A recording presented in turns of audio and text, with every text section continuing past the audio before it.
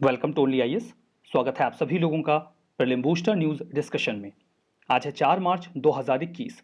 तो आइए देख लेते हैं ऐसे कौन से इंपॉर्टेंट आर्टिकल्स हैं जो आज हम कवर करने वाले हैं। हमारा first article better than cash alliance के बारे में है। कॉन्टेक्स्ट क्या है?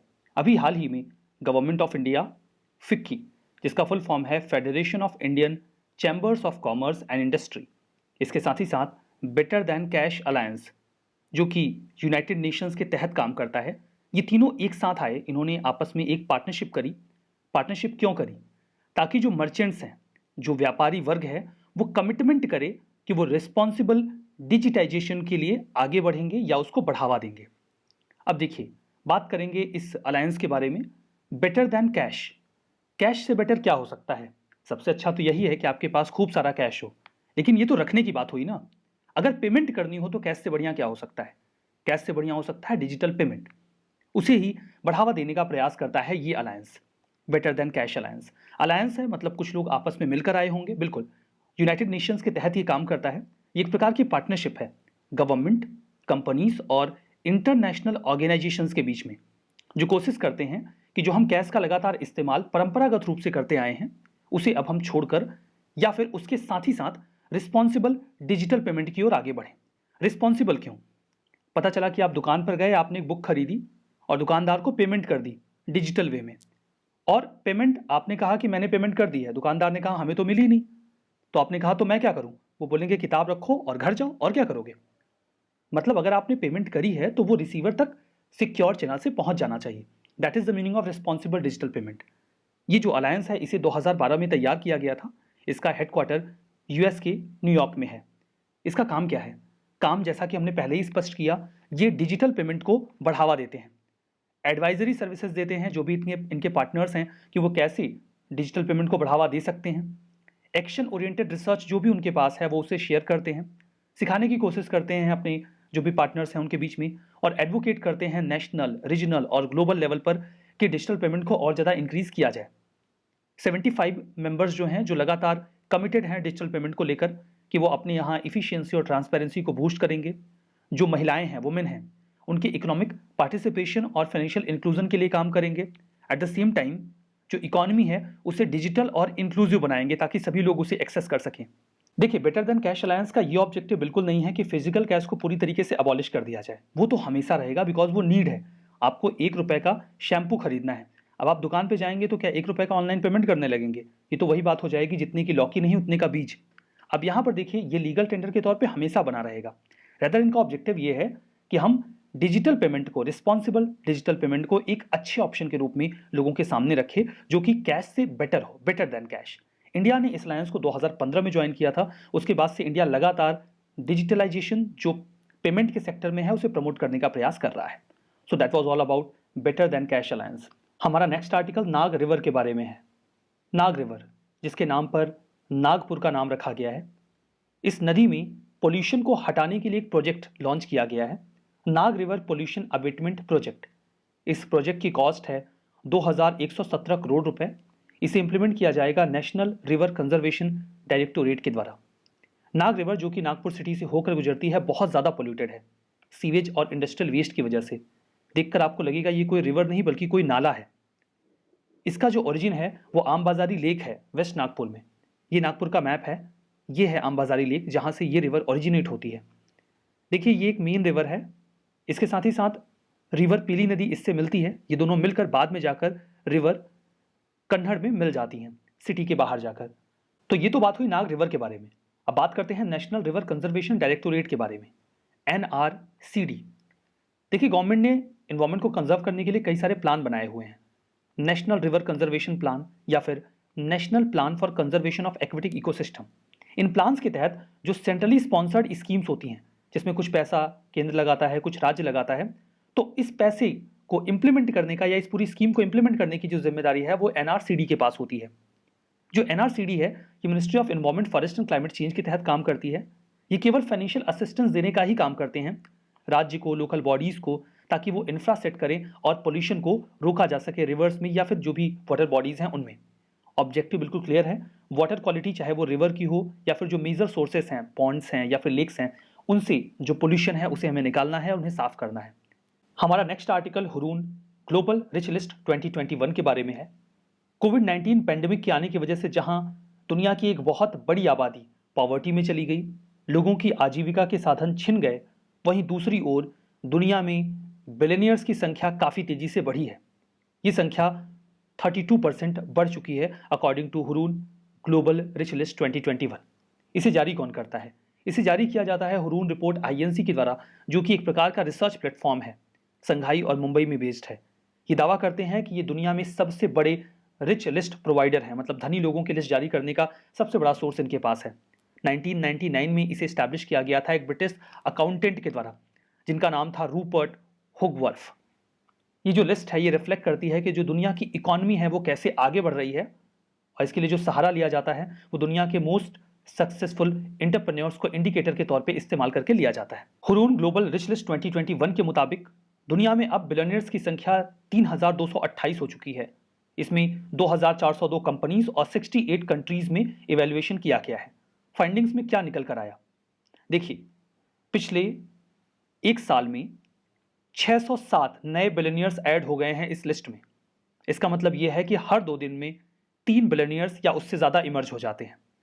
इंडिया में 55 नए बिलियनियर्स बढ़ चुके हैं। इसका मतलब साफ है कि 2020 में लगभग हर हफ्ते इंडिया में एक व्यक्ति एडिशनली बिलियनियर बना है।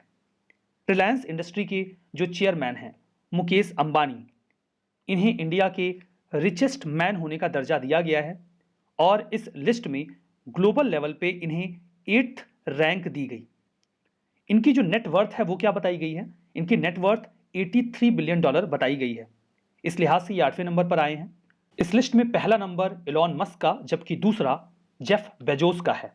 हमारा नेक्स्ट आर्टिकल सेस और सरचार्ज के बारे में है, यानी कि उपकर और अधिभार। देखिए, अभी न्यूज़ ये आई कि सेस और सरचार्ज का जो शेयर है गवर्नमेंट के ग्रॉस टैक्स रेवेन्यू में, यानी कि GTR में, वो पिछले 10 सालों में लगभग दोगुना हो गया है। 2011-12 में जहां ये 10.4% हुआ करता था, वहीं 2020-21 में ये बढ़कर 19.9% यानी कि लगभग 20% हो चुका है। ग्रॉस टैक्स रेवेन्यू का मतलब होता है गवर्नमेंट को वो पूरा रेवेन्यू जो टैक्स से हो रहा है। अब यहां पर सेस और सरचार्ज का शेयर लगभग 20% का हो चुका है। इसके पहले कि हम डिटेल्स देखें, सेस और सरचार्ज होता क्या है? सामान्य भाषा में सेस और सरचार्ज दोनों ही टैक्स के ऊपर लगने वाले टैक्स होते हैं। एग्जाम्पल के तौर पे आपकी जो इनकम है, सपोज करिए कि वो 100 रुपए है, इस पर 10% का आपको इनकम टैक्स देना है और 10% सेस देना है। 10% का इनकम टैक्स यानी कि 100 रुपए का 10% यानी कि 10 रुपए। आज जब आप 10% सेस देंगे तो ये 100 रुपए पर नहीं लगेगा, रैदर ये इस 10% पे लगेगा, जो कि यहां पर 10 रुपए है। 10 रुपए का 10% 1 रुपए होगा, यानी कि ये दोनों टैक्स मिलाकर आपको 11 रुपए देने होंगे। ये मतलब हुआ सेस और सरचार्ज का। अगर सेस और सरचार्ज यानी कि उपकर और अधिभार, अगर ये दो के दोनों एक ही हैं तो दोनों में अंतर क्या है उसे भी समझते हैं। देखिए, सेस और यहां पर हम बात सेस की कर रहे हैं। सेस को लेवी और कलेक्ट किया जाता है गवर्नमेंट के द्वारा किसी पार्टिकुलर सर्विस या सेक्टर के बेनिफिट के लिए। जिस पैसे को उस पर्पस से कलेक्ट किया गया है उसका इस्तेमाल उसी पर्पस से होगा, लाइक हेल्थ सेस या एजुकेशन सेस या फिर एनवायरमेंट सेस। ये पैसा जो कलेक्ट किया जाएगा वो हेल्थ, एजुकेशन या एनवायरमेंट के लिए ही खर्च किया जाएगा। मान लीजिए सरकार को लगा कि आप बहुत ज़्यादा रेंट दे रहे हैं, तो सरकार ने आपके लिए एक रेंट सब्सिडी सेस जारी कर दिया। अब उससे जो पैसा कलेक्ट होगा उसका इस्तेमाल सिर्फ आपके रेंट के लिए, सब्सिडी देने के लिए ही किया जा सकता है। आपको लाल किला या फिर इंडिया गेट घुमाने के लिए इस पैसे का इस्तेमाल नहीं किया जा सकता। ये देखिए, डायरेक्ट और इनडायरेक्ट टैक्सेस के ऊपर चार्ज किया जाता है, किसी और पर्पस से इसे डाइवर्ट नहीं किया जा सकता। ये गवर्नमेंट का परमानेंट सोर्स नहीं होता।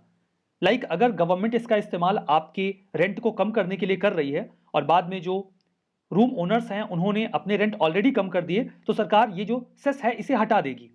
या हेल्थ के लिए अगर सेस लगाया जा रहा है, हेल्थ की कंडीशन बढ़िया हो गई, तो हेल्थ सेस जो लग रहा है उसे सरकार हटा देगी, डिसकंटिन्यू कर देगी।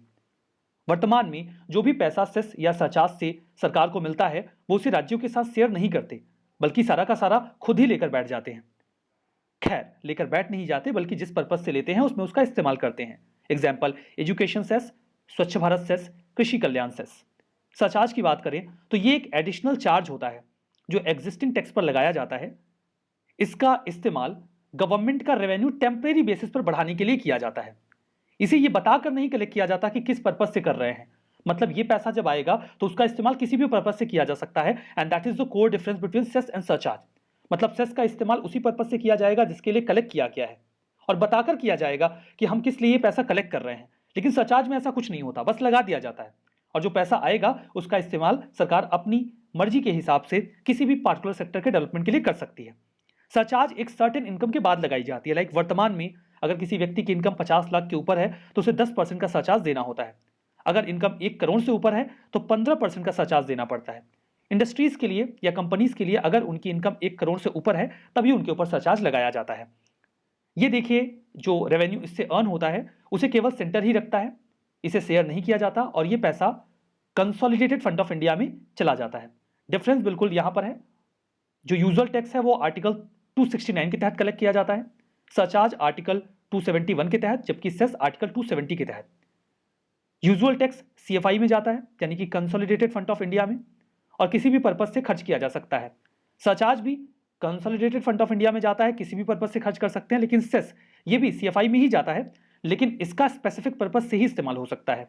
यूजुअल टैक्स को केंद्र राज्यों के साथ बांटता है, जबकि ऐसा सेस और सरचार्ज में नहीं होता। हमारा नेक्स्ट आर्टिकल हिमालयन सिरों के बारे में है। हिमालयन सिरों को अभी हाल ही में मानस टाइगर रिजर्व में स्पॉट किया गया। सबसे पहले देख लेते हैं कि मानस टाइगर रिजर्व जो कि आसाम में है उसकी लोकेशन क्या है। यह है इंडिया का मैप, यहां पर है आसाम, और बिल्कुल भूटान से सटता हुआ आपको मिलेगा मानस टाइगर रिजर्व। लोकेशन आपने देख ली। बात करते हैं हिमालयन सिरों की। यह मेनलैंड सिरोज की एक सब स्पीसीज है। इसे आप बूझो तो जाने टाइप्स ऑफ जीव कह सकते हैं, क्योंकि ये एक प्रकार का क्रॉस है गोट, डोंकी, काव और पिग का। मतलब इसमें आपको चारों के ही फीचर्स मिल जाएंगे। कई तरीके की स्पीसीज पूरी दुनिया में पाई जाती है हिमालयन सिरों की, इनमें से लगभग सारी एशिया में मिल जाएंगी आपको, लेकिन हिमालयन सिरों केवल हिमालयन रीजन में ही रिस्ट्रिक्टेड है। ये यूजुअली 2000 मीटर की हाइट पर रहना पसंद करते हैं, 2000 से 4000 मीटर की हाइट पर।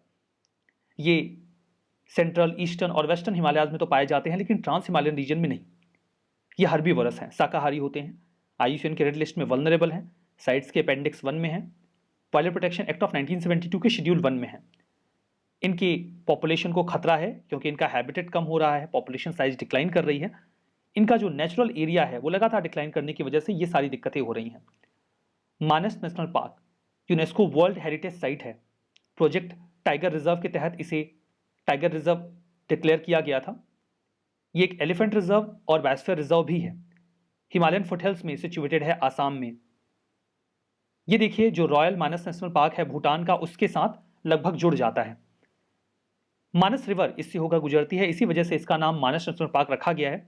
कई तरीके के जीव आपको यहां पर मिल जाएंगे, आसाम रूफ टर्टल, हिस्पिट, हेयर या गोल्डन लंगूर, पिग्मी हॉग, और काफ़ी फेमस पॉपुलेशन यहाँ पर आपको वाइल्ड वाटर बफेलो की मिलेगी।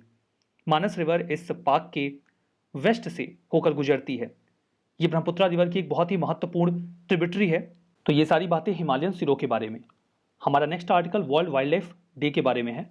वर्ल्ड वाइल्ड लाइफ डे को 3 मार्च को सेलिब्रेट किया जाता है। यूनाइटेड नेशंस जनरल असेंबली ने 2013 में ये डिसाइड किया कि जिस दिन हमने साइट्स को अडॉप्ट किया था, यानी कि 3 मार्च 1973 में इसे अडॉप्ट किया गया था, तो 3 मार्च को हम वर्ल्ड वाइल्ड लाइफ डे के रूप में सेलिब्रेट करेंगे। साइट्स का फुल फॉर्म है convention on international trade in endangered species of wild fauna and flora. इस बार की थीम थी forest and livelihood sustaining people and planet. Sites के बारे में बात करते हैं, इसे वॉशिंगटन कन्वेंशन के नाम से भी पुकारा जाता है। एक प्रकार का इंटरनेशनल एग्रीमेंट है। ऐसे जीव जो खतरे में हैं, जिनका सर्वाइवल थ्रेटेंड है, उनको उनके व्यापार के लिए मारा ना जाए, इसे रोकने का प्रयास किया जाता है साइट्स के द्वारा। 1975 में ये फोर्स में आया। 183 इसकी पार्टीज हैं। इनके जो भी प्रोविजंस होते हैं वो लीगली बाइंडिंग होते हैं, और सभी कंट्रीज को उनको फॉलो करने के लिए अपने यहाँ कानून बनाने होते हैं। इसमें अपेंडिक्स 1 जो है वो ऐसे जीवों की सूची रखता है जो खतरे में हैं और एक्सटिंक्ट हो सकते हैं। उनके किसी भी बॉडी पार्ट का जो व्यापार है वो बहुत ही एक्सेप्शनल सर्कमस्टेंसेस में अलाउ होता है, जब बहुत ही स्पेसिफिक केस हो, नहीं तो वो बिल्कुल प्रोहिबिटेड होता है। अपेंडिक्स 2 में ऐसे जीवों को रखा जाता है जो बहुत खतरे में तो नहीं है कि एक्सटिंक्ट हो जाएंगे, लेकिन फिर भी अगर उनके व्यापार को नहीं रोका गया तो उनके सर्वाइवल पे खतरा हो सकता है। अपेंडिक्स 3 में ऐसे जीवों की सूची रखी जाती है जो किसी भी एक कंट्री में प्रोटेक्टेड है और वो देश बाकी देशों से ऐसा निवेदन करता है कि सभी लोग इसके व्यापार को रोकें ताकि इसे मारने से रोका जाए, जो भी पोचर्स हैं उनके द्वारा उन्हें मार दिया जाता है उससे रोक लिया जाए और प्रोटेक्ट किया जाए। ये सारी बातें साइट्स के बारे में। यहाँ पर कुछ स्टेटमेंट हैं, आपको ट्रू एंड फॉल्स बताना है। हिमालयन सिरो IUCN की रेड लिस्ट में इंडेंजर्ड है। मानस नेशनल पार्क हिमालयन फुटहिल्स में आसाम में लोकेटेड है, यूनेस्को की वर्ल्ड हेरिटेज साइट है। Better than cash alliance headquarter New York में है, यूएस में। इंडिया ने 2020 में इसे ज्वाइन किया। सेस और सरचार्ज इसे सेंटर के द्वारा कलेक्ट किया जाता है और टैक्स डिवोल्यूशन में इसे डिवाइड भी किया जाता है राज्यों के साथ। साइट्स इसे वॉशिंगटन कन्वेंशन के नाम से भी जाना जाता है। राज्यों के ऊपर ये लीगली बाइंडिंग है। तो बताइए कौन सा स्टेटमेंट सही है, कौन सा गलत है। अपना जवाब कमेंट बॉक्स में भी दीजिएगा। जब आप इसकी PDF डाउनलोड करेंगे ओनली आईएएस के टेलीग्राम चैनल से, तो वहां पर इन सभी स्टेटमेंट का जो जवाब होगा वो लिखा होगा। Only IAS nothing else channel का नाम है।